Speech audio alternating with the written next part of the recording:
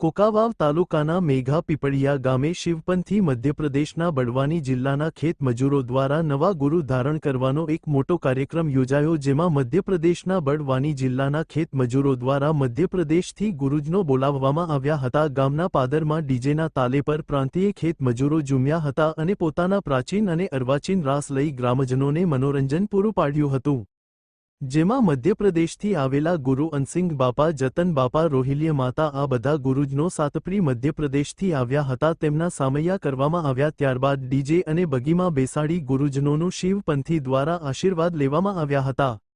ગુરુજીએ ખેત મજૂરોને જણાવ્યું હતું કે વ્યસનથી હંમેશા દૂર રહેજો અને કેટલાય વ્યસનની હોને વ્યસન છોડાવ્યું હતું। ત્યારબાદ ગામમાં એક મોટી રેલી કાઢી હતી અને ડીજેના તાલે ભાઈઓ અને બહેનો ઝૂમ્યા હતા। સેનસિંગભાઈ અને સમારડીથી જાડિયાભાઈને ગુરુ ધારણ કર્યા હતા। રામસિંગ સિખલિયા અને કાશીરામ બે યુવાનો એ કાર્યક્રમને સફળ બનાવ્યો હતો। જય